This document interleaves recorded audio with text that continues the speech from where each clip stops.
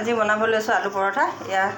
ইয়াত আছে পিঁয়াজ, আদা অকণমান ৰুকি লৈছোঁ, গৰম মছলা আছে আৰু জলকীয়া আছে, তাৰপিছত আৰু এই আৰু বনাই আছোঁ আৰু এইফালে আটা মঠি থৈছোঁ। এইখিনি 10 মিনিটমানৰ কাৰণে আকৌ ৰাখি থৈছোঁ, আকৌ মঠিব লাগিব এইখিনি। এয়া আৰু আপোনালোকক দেখাই যাম। ভিডিঅ'বিলাকত মৰম দিব দেই আপোনালোকে। যিসকলে আলু পৰঠা বনাব নাজানে সেইসকলৰ কাৰণে ভিডিঅ'টো প্ৰস্তুত কৰিছোঁ। এইফালে মই লৈ লৈছোঁ ৰিফাইন অইল আৰু এয়া মই স্লেবতে বনাম।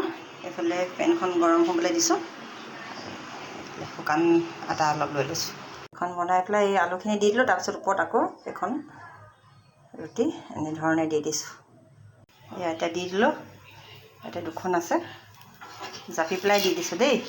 এয়া আৰু হাই ফ্লেমত বনাব আপোনালোকে। এয়া চাওকচোন ধুনীয়া হৈছে।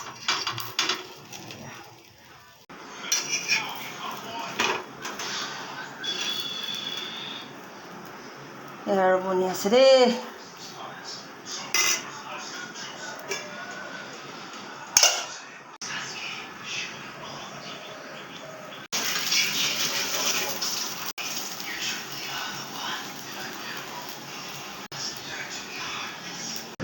আজি ভিডিঅ'টো কেনেকুৱা পালে জনাব, আৰু যদি ভিডিঅ'বিলাক চাই ভাল লাগে লাইক কমেণ্ট শ্বেয়াৰ কৰি দিব আৰু ছাবস্ক্ৰাইব কৰিবলৈ নাপাহৰিব।